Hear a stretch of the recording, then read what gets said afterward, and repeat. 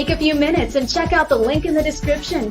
This may be exactly what you're looking for.